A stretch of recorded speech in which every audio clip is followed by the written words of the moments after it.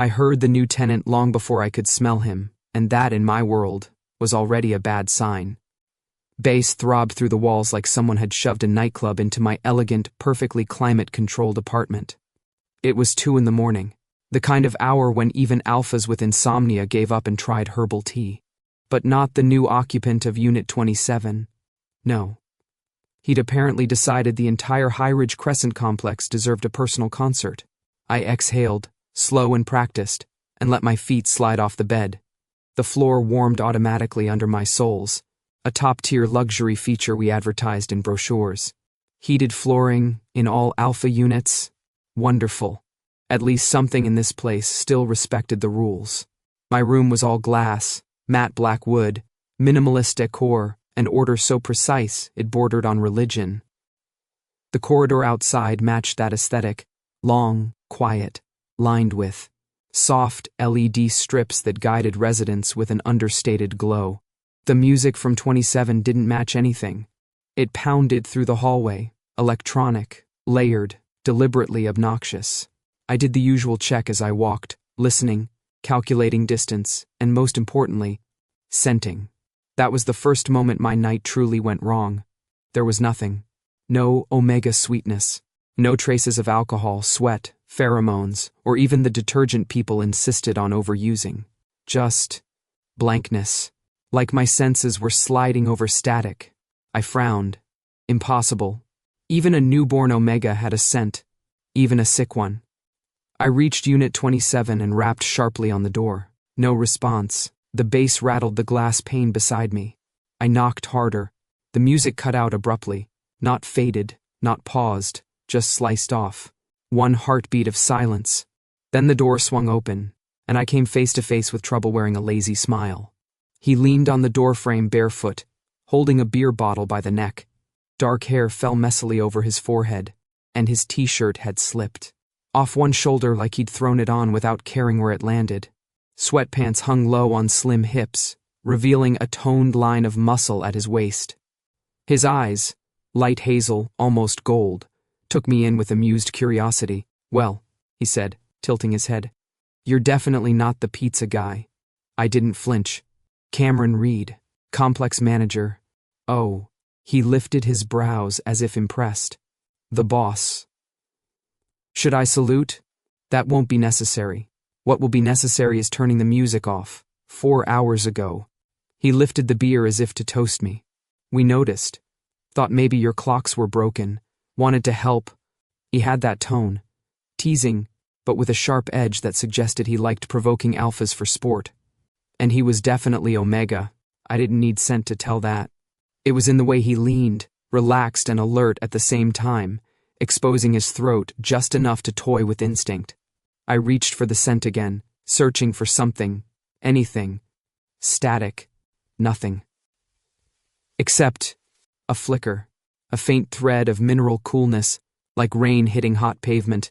My wolf surged upward so fast my breath hitched. Mine. I slammed mental doors shut. "Absolutely not. Unit 27 has clear curfew restrictions," I said, voice crisp. "No loud gatherings after 2200. No unregistered guests after midnight. You signed?" Yeah. He waved a hand, nearly splashing beer on the rug behind him. I read Orwell. "These are basic safety regula." "Sure." He smirked. "And you're just basic safety, too. Nothing personal." I stared at him. "Is anyone else in the apartment?" He stepped aside, sweeping his arm with theatrical flourish. Empty. No guests. No shoes. No lingering scents. Just a Bluetooth speaker on the counter and an open pizza box. "But I heard. Maybe you're hearing things." His eyes glimmered. "Burnout looks like that sometimes." I ignored the jab and stepped back. The faint scent vanished instantly, swallowed by that impossible static. "We'll have a formal meeting tomorrow at 1000, I said. "Be on time." "Doubtful," he said cheerfully. I turned to leave. "Hey, Cameron?" he called softly. Against my better judgment, I looked back. He leaned his temple to the doorframe, expression unreadable. "You're the first one who bothered to knock." The door clicked shut. And for one fleeting second before it sealed, I felt it again. That trace of rain on scorching stone, delicate and electric. Impossible. And unforgettable. The morning sunlight slanted across my office windows, catching in the glass walls and throwing pale reflections across the polished floor. Highridge Crescent always looked serene at this hour. The manicured garden below, the still surface of the pool, the quiet confidence of a building designed for wolves who expected perfection. Inside my office, perfection was mandatory. I set the tablet on the table again, glanced at the clock and exhaled slowly. 10:42 a.m. James Hale was now 42 minutes late. Tori leaned against the doorframe, sipping her iced tea like she was watching a live drama instead of my morning meeting implode. "You know," she said, pushing her silver buzz cut back with one hand, "if he hits the 1 hour mark, that qualifies as performance art in some circles." I shot her a look. She grinned. "Just trying to help." "You seem tense, boss." "I am not tense," I said, too sharply. Her eyebrows climbed. I amended, "I am professionally focused." "Right," she said, drawing out the word. "Professionally focused while your wolf is pacing like it wants to murder a Roomba." I ignored that. The scent of the morning, clean wood, subtle citrus from the diffuser, did nothing to mask the persistent absence of anything from Unit 27. Omegas always left traces. In hallways. In elevators. In the air itself. James left nothing. Like he was a hole in the atmosphere. I checked the clock again. 10:53. He was pushing it. Then the door swung open without a knock, and in strolled James, in black joggers, a loose white hoodie, and an easy, unbothered expression. In one hand he held a large iced coffee with caramel foam dripping lazily down the side. "Just one. For you?" I asked, voice flat. He looked genuinely confused. "No?" "For me." Then brightening, "Oh, did you want one? I didn't know what you like. You strike me as a black coffee, no sugar, no fun type." He took a slow, exaggerated sip. Tori choked on her tea. I straightened in my chair. "You're nearly an hour late. Am the first?" He glanced at the wall clock. "Wow. Time flies when your upstairs neighbor fixes their plumbing at 7 in the morning. Loudly, I pinched the bridge of my nose. "I don't live above you." "Oh, I know." He leaned on the back of the chair opposite mine, but blaming a hypothetical neighbor felt easier. "Sit," I said. He dropped into the chair with a lazy feline grace.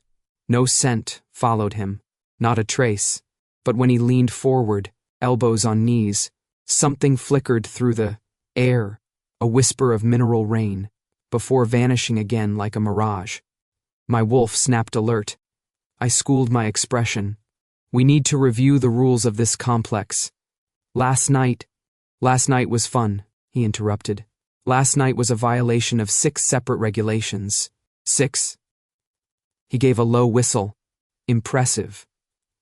"I was aiming for 3. My jaw clenched. "This is not a game. Everything's a game," he countered lightly. "Some people just pretend it's not." For a moment, we simply stared at each other. Him with those bright, amused eyes, me fighting the urge to drag my wolf back down into order. His posture was relaxed, but his gaze sharp, observant, like he was studying the cracks in my armor. I cleared my throat. "Here's what will happen. You will respect curfew. You will refrain from unnecessary noise. You will not bring in unregistered guests." He blinked slowly. "That last one won't be a problem." "No?" I asked. "No one comes over," he said simply. "You saw the place." There was something in his tone, something small and true, that made my wolf still. I pushed past it. "You will also inform me of any maintenance issues in your unit." "Immediately." "Will you personally fix them?" he asked, smirking. "No. Shame." He sipped his coffee again. "You look handy." Tori let out an audible snort from the doorway. I pretended not to hear it. "James," I said, forcing steel back into my voice, "this is an official warning." He leaned back, stretching lazily. Okay, I repeated. "Sure." He lifted the coffee cup toward me like a toast. Warn me anytime, Alpha Reed. My wolf pushed against my ribs at the sound of my title in his mouth. I dismissed him before I could react. Meeting concluded. He stood, gave a half salute, and sauntered out, scentless, soundless, but somehow leaving the entire room unbalanced behind him. When he disappeared, Tori stepped inside fully and said, "So, you like him?" I stared at her. She raised both hands. Professionally like him, obviously, but even she didn't sound convinced. By late afternoon, my inbox had devolved into a battlefield. Complaint. #1. The resident of Unit 27 was seen in the sauna after hours. Complaint. #2. He was lounging by the pool chair reserved for VIP members only. Complaint. #3. He was in the meditation room humming loudly, on purpose. None of this surprised me. What did surprise me was the footage.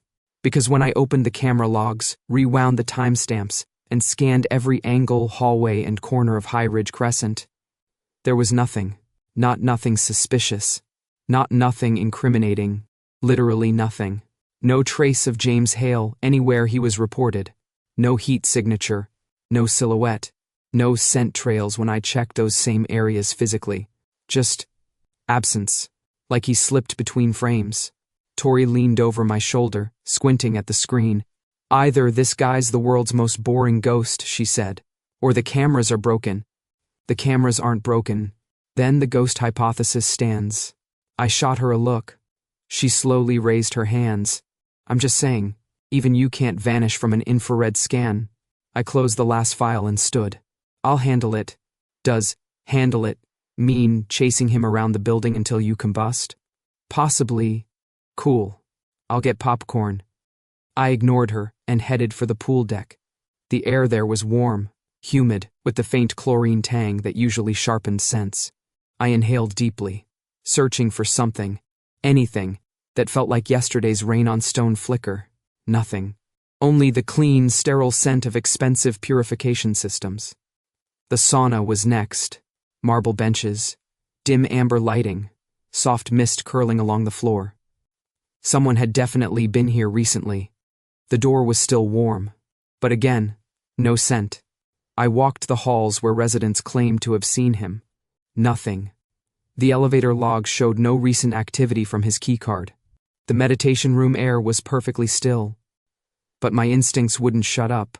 My wolf was on edge, pacing, ears pricked, sensing something just outside my perception. On the 5th floor, I paused. A faint vibration, barely audible, brushed my senses. Not sound, not scent. More like awareness. I followed it. Down the hall. Up another flight. Through the quiet executive lounge corridor. Every time I turned a corner, I caught a flicker of movement.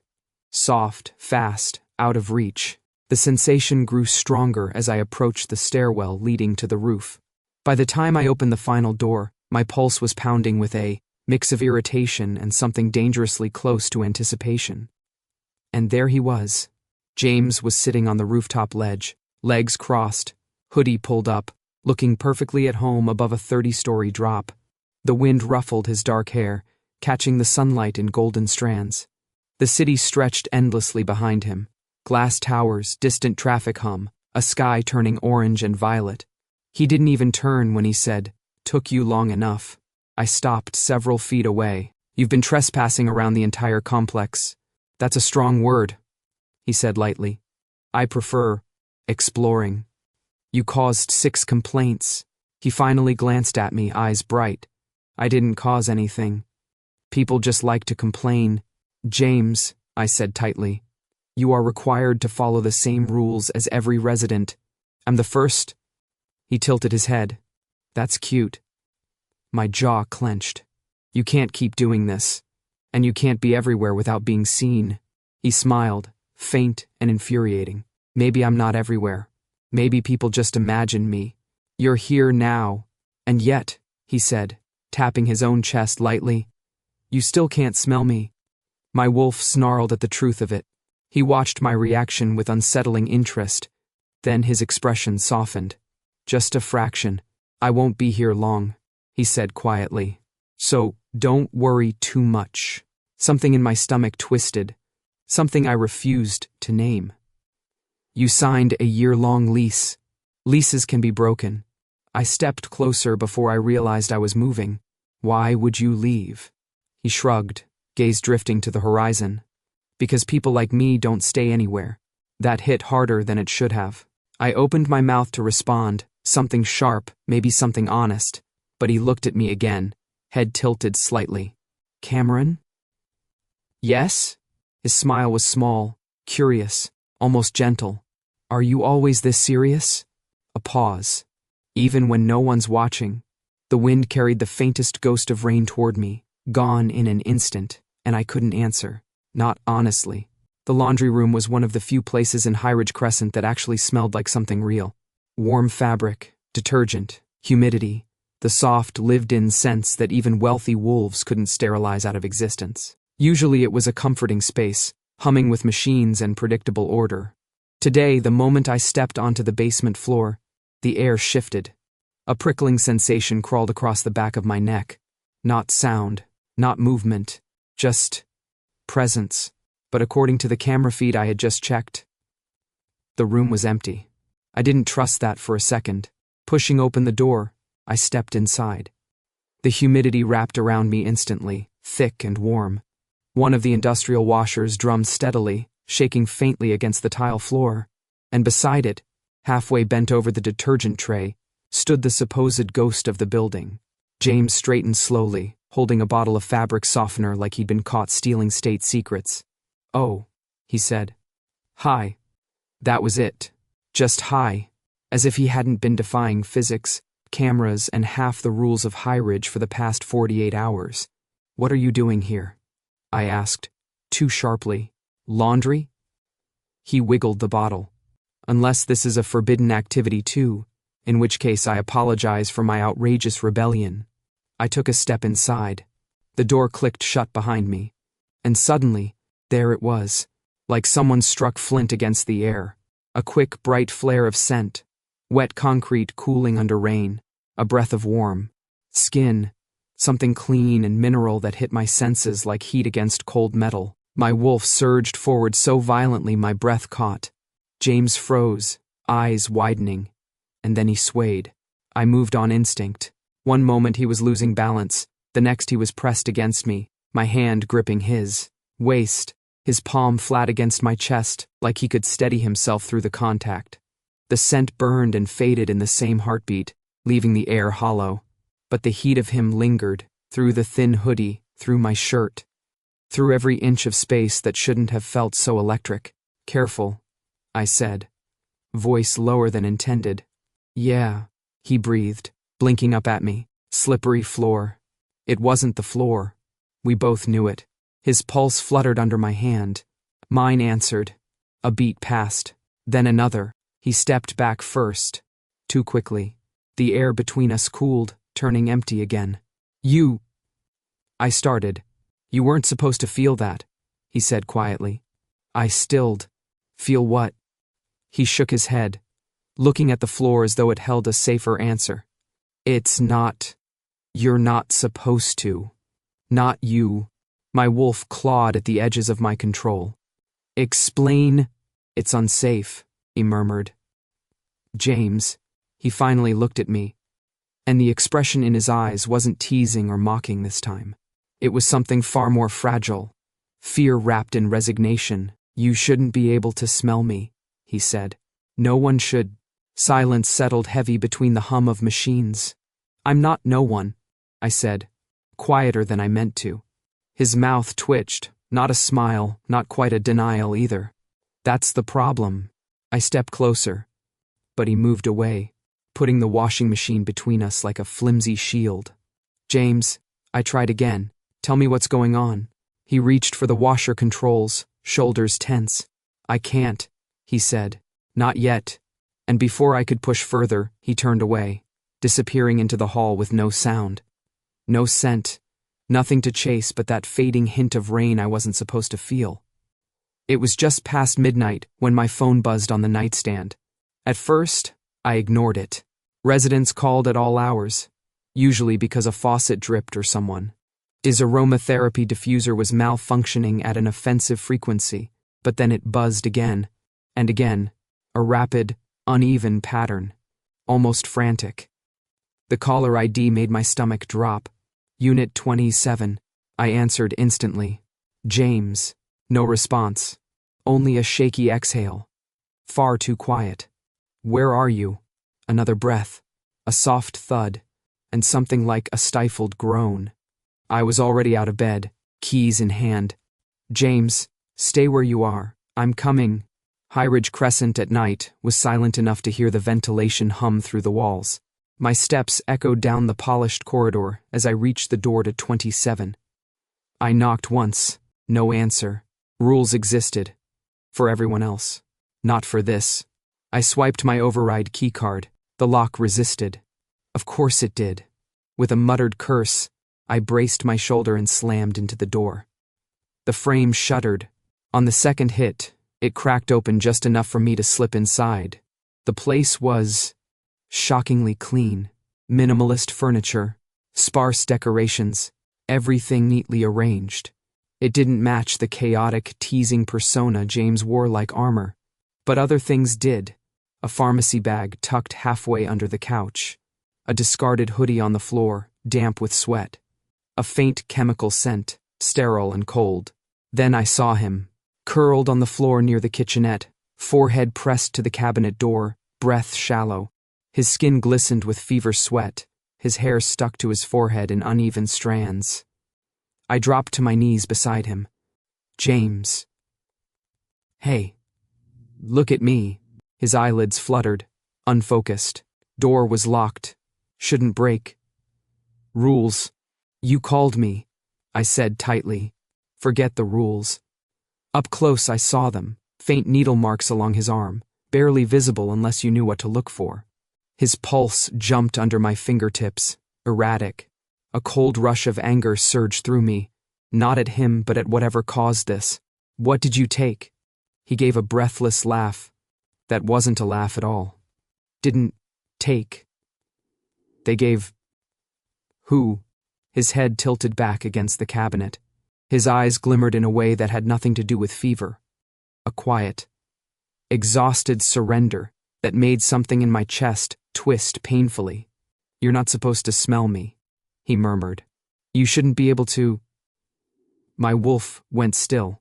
James. My voice softened despite me. Tell me. His breathing hitched. For a moment, I thought he wouldn't answer. Then he whispered. It's called Erasure. The room seemed to tilt. It's a program, he continued, voice thin as paper.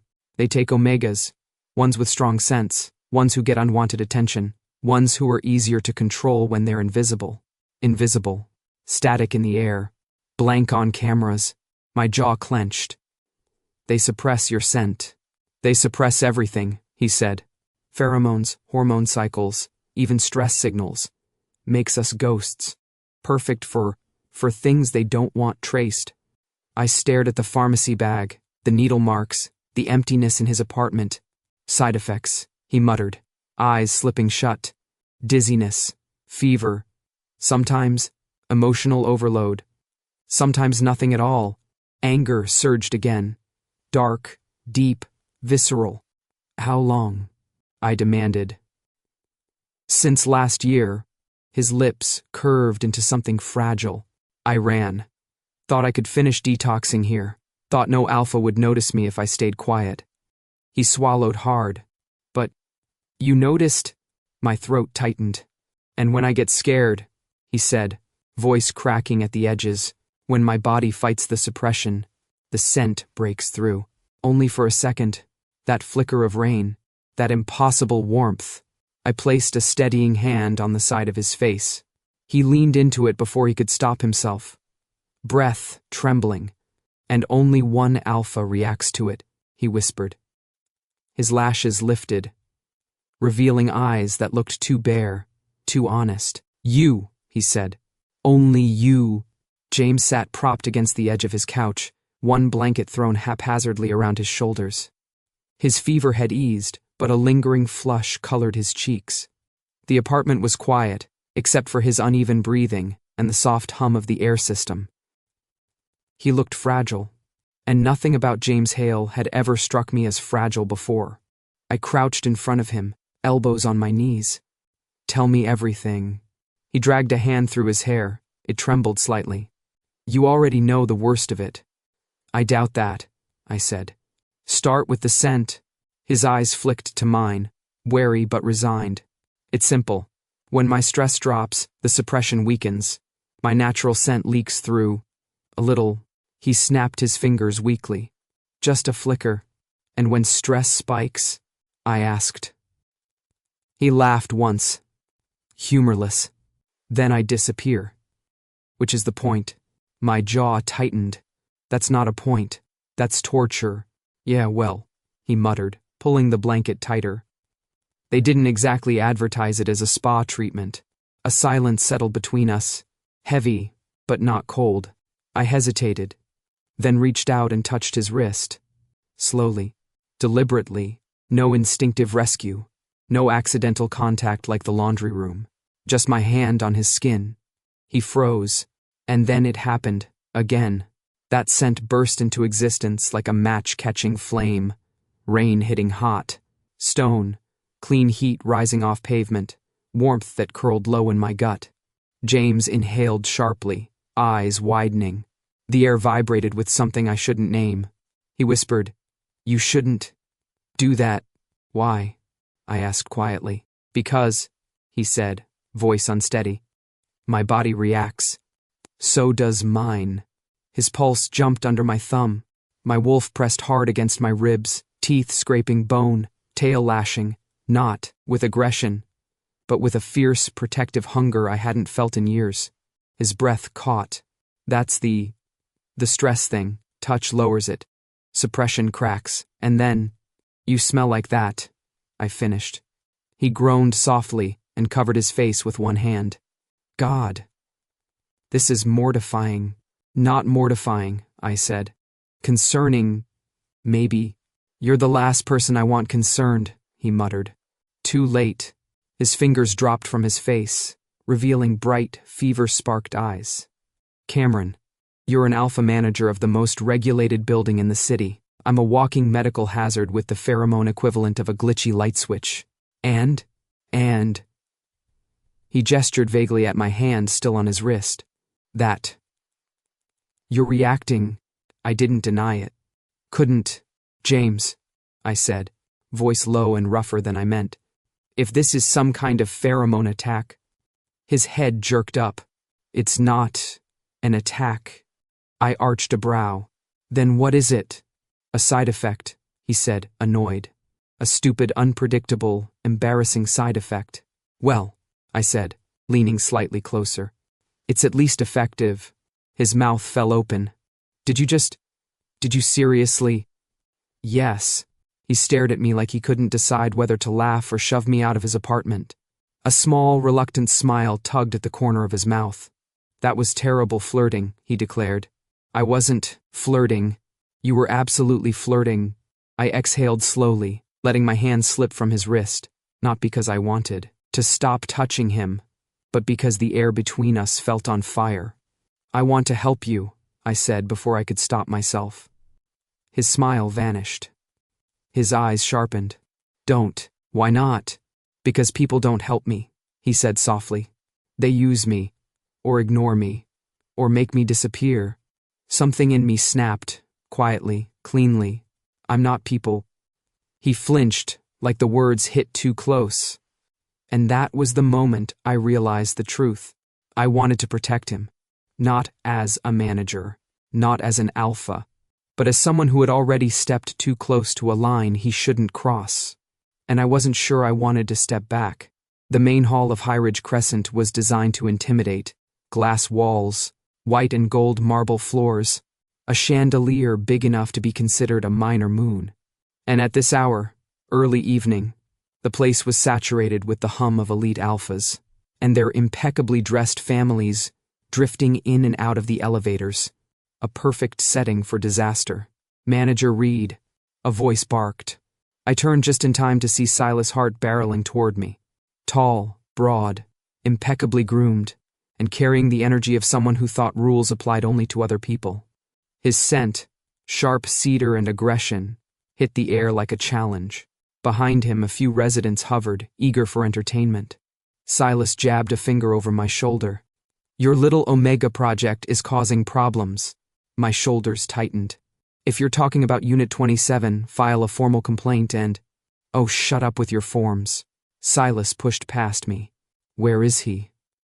I followed his line of sight and saw James standing near the reception desk. Hoodie up, hands in pockets, blinking like he'd walked into the middle of a soap opera. He sighed when he saw us. Fantastic. An audience. Silas marched toward him. "Hey," I warned, stepping after him.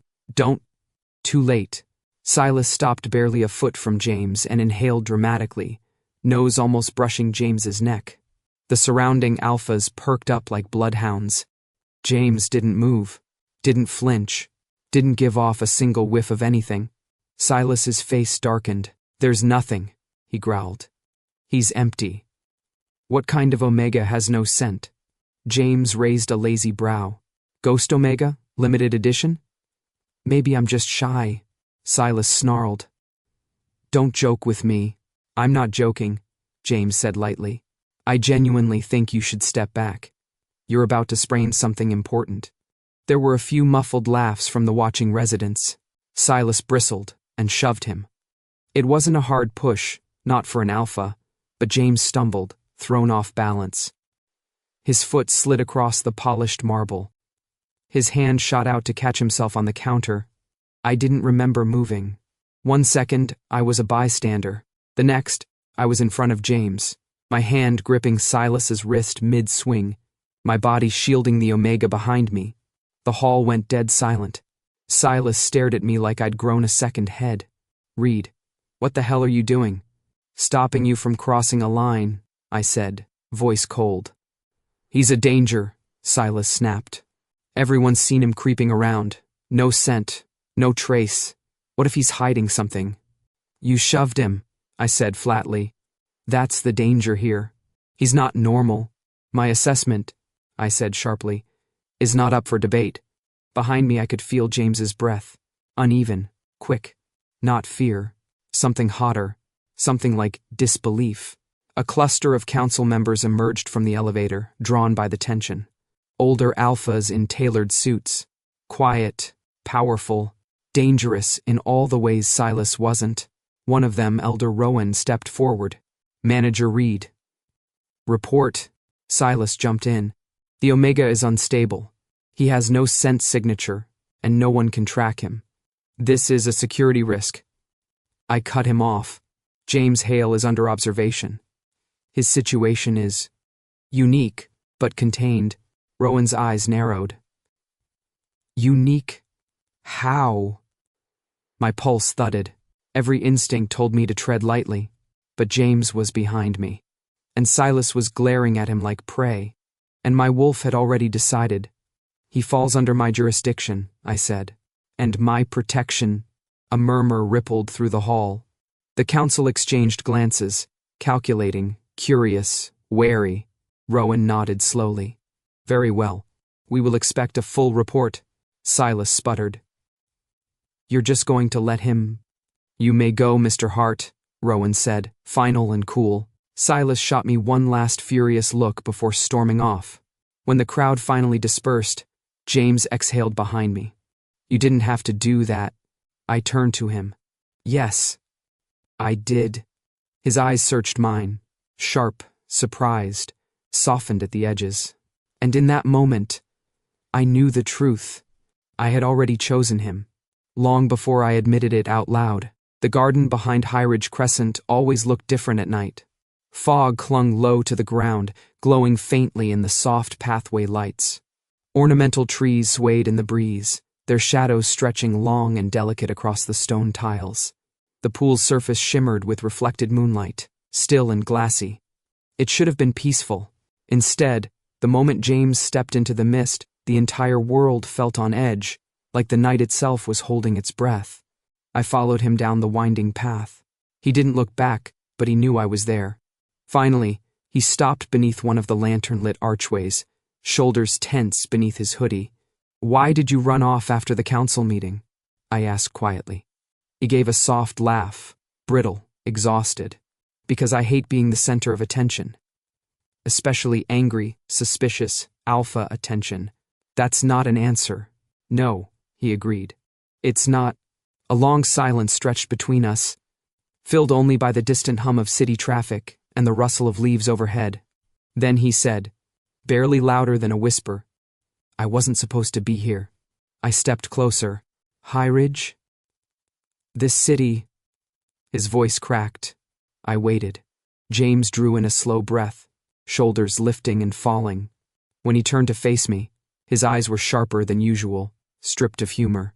"I didn't just walk away from the Erasure Program," he said. "I escaped." The fog seemed to thicken around us. "I didn't move, didn't breathe. They were holding you?" "Monitoring me," he corrected, which sounds nicer than the reality. "They wanted to see how long a scentless Omega could function in society without detection. You know, field testing." His mouth twisted in a grim smile. "I didn't want to be a field test." "You shouldn't have been," I said, anger tightening my jaw. "Well," he murmured, "I was. Until 6 months ago. Then something went wrong with the injections, or right, depending on perspective. They didn't control me as well anymore. So I ran." His voice softened, turning inward. "And Highridge," I prompted.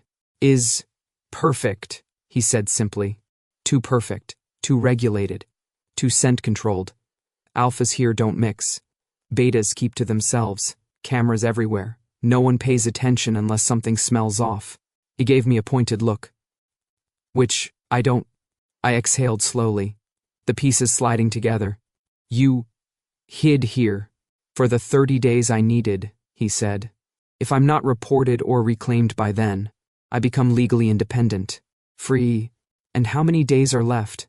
3. His smile was small, crooked. I almost made it unnoticed. Almost. His gaze flicked away, to the fog-covered lawn.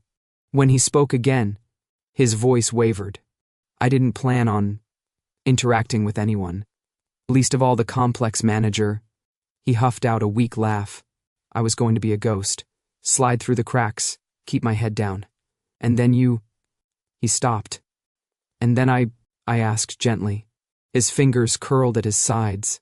"You knocked on the door. You saw me. You kept seeing me. And for some stupid reason that made it harder to stay detached." The cracks in his mask widened.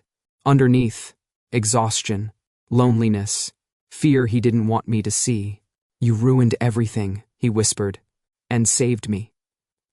At the same time, I stepped closer until the fog curled around both of us like a shelter. "James," I said, softer than I meant to, "you don't have to do this alone." He shook his head, fast, like the idea terrified him. "Don't." I didn't let him finish. I reached out, slid a hand behind his neck, and pulled him gently toward me. His forehead bumped my shoulder. He exhaled, a shuddering, collapsing breath, and let himself lean in. For the first time, he didn't pull away. My wolf settled with a low, satisfied rumble. "I've got you," I murmured. And in the dim, misty glow of the garden, he finally let himself believe it.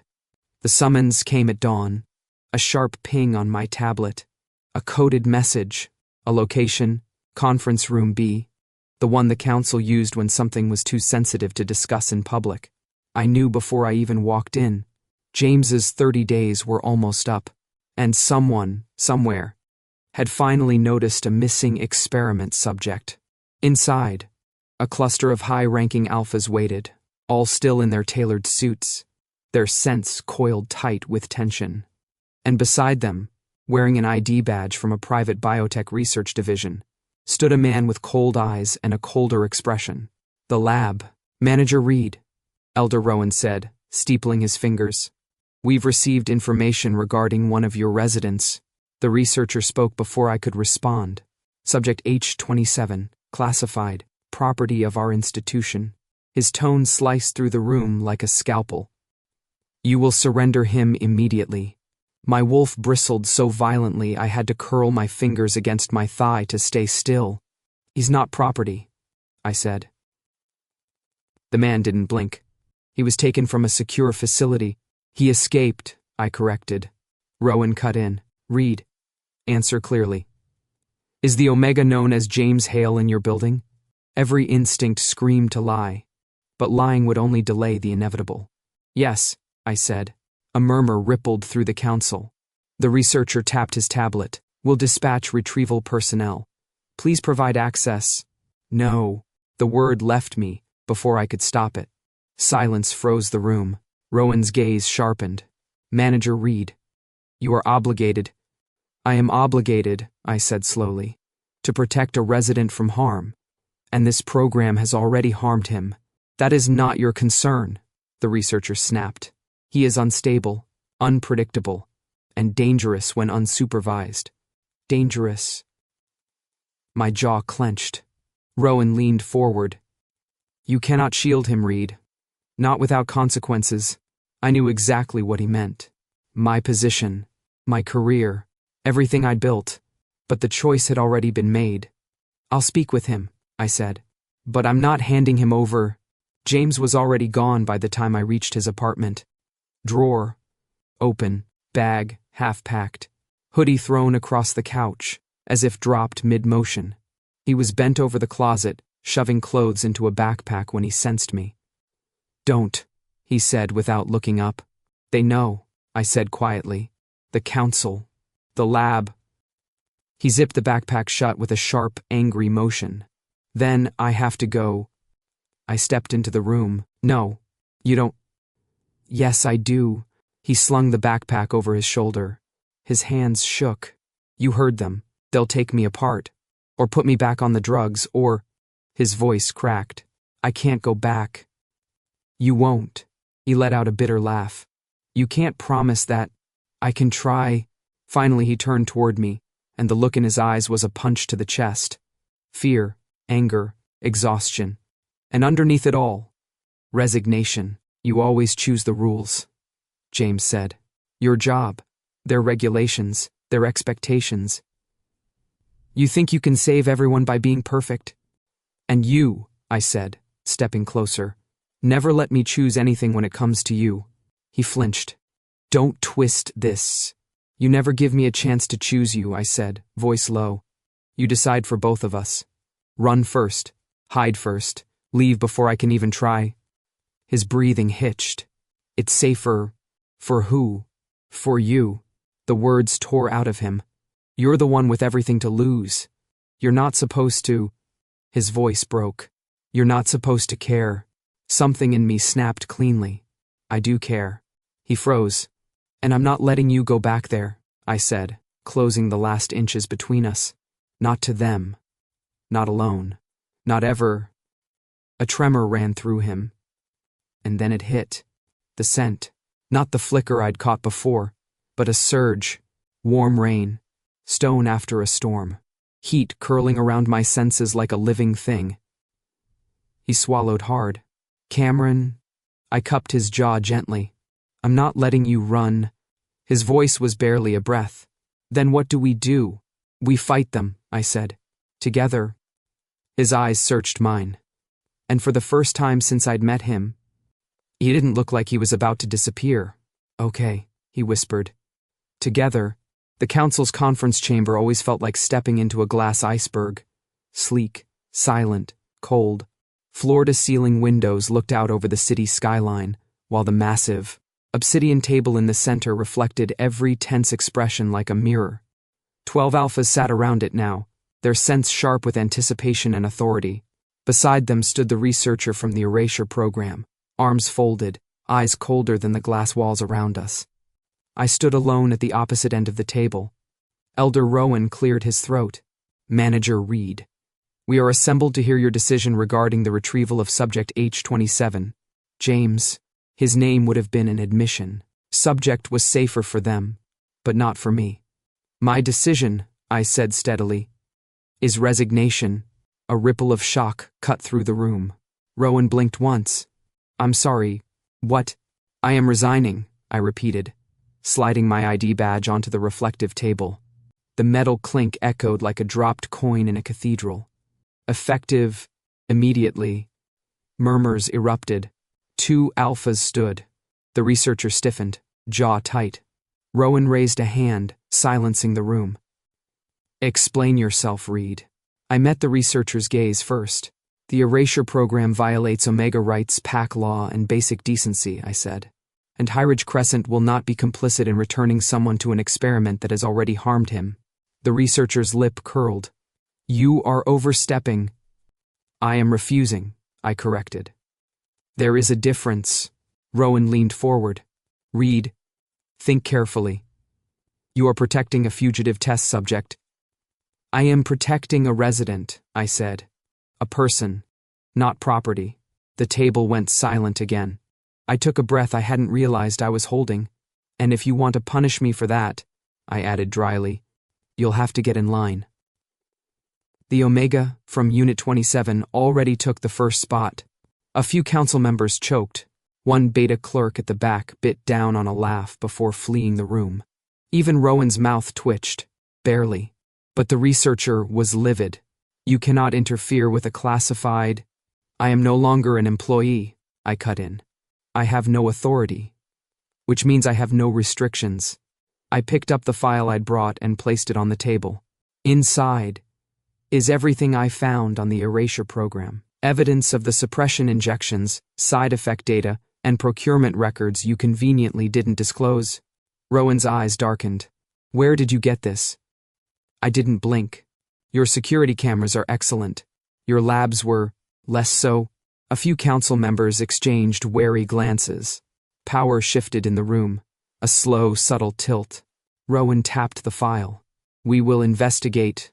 I expect you to, I said. The researcher sputtered. You'll regret this. No, I said quietly. But you might. I found James outside the building, pacing near the shadowed edge of the courtyard. Fog curled around him, glowing faintly under the soft garden lights. When he saw me, he froze. You're back, he said. Did you? I quit. His mouth fell open. You. What? I stepped closer. I resigned. I gave them everything I had on the Erasure Program. They'll have to deal with the fallout. He stared at me like he couldn't process the words. You left your job, your status, your entire, perfect life. For you, I said simply. A tremor ran through him. Cameron, you didn't have to. I did. Why? His voice cracked. Why would you throw everything away? For someone like me. I cupped his jaw gently, guiding his gaze to mine. Because you're not someone, I said softly. You're you.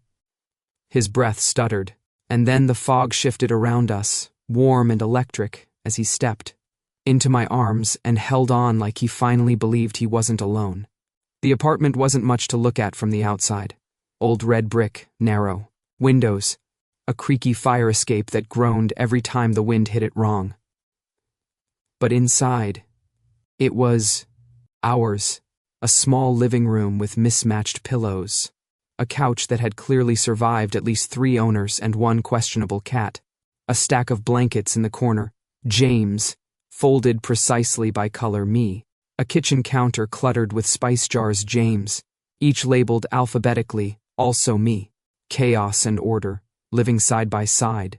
I was still adjusting, but the strangest part wasn't the space. It was the air. For the first time since I'd met him, the apartment wasn't static. It wasn't blank or hollow or unnervingly scentless. Instead, slowly, tentatively, like a hesitant flame catching on a cold wick, James's scent was returning. At first it was a whisper. Mineral rain, soft heat, something cool and clean.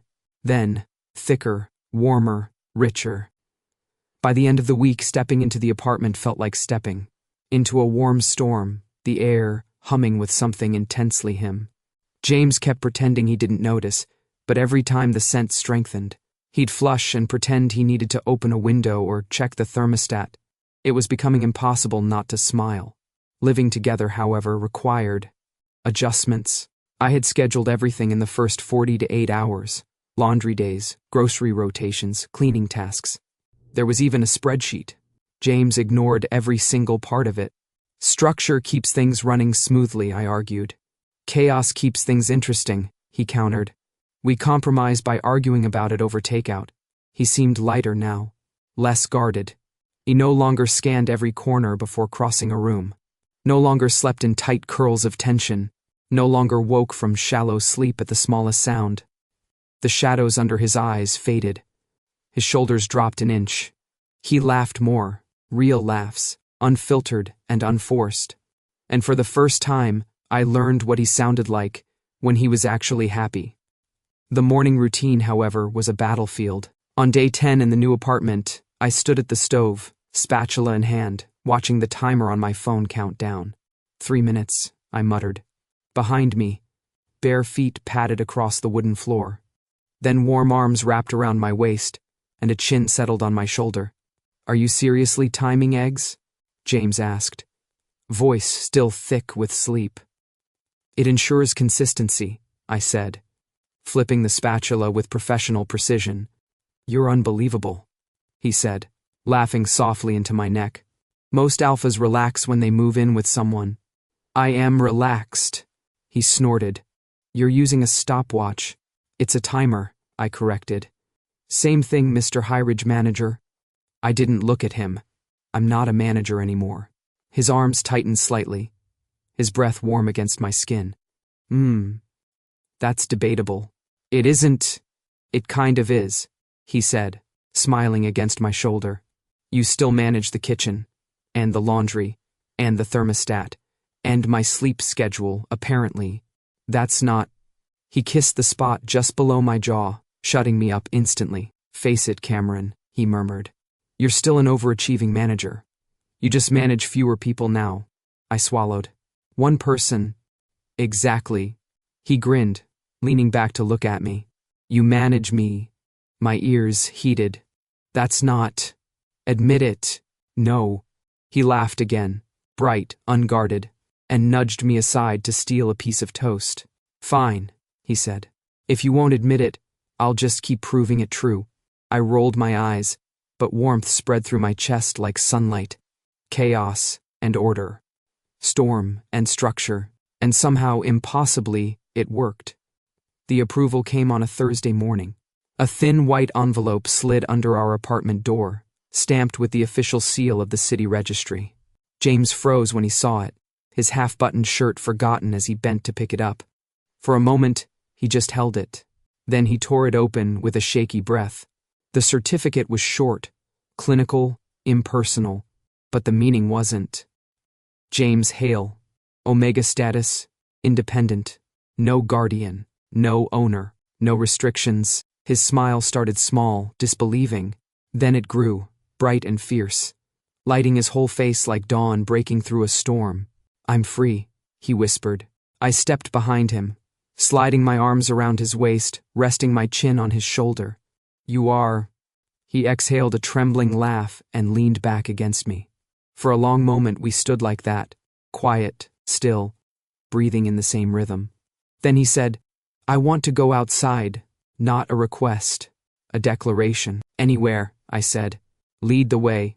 The city air was warm, threaded with hints of street food and rain on the horizon.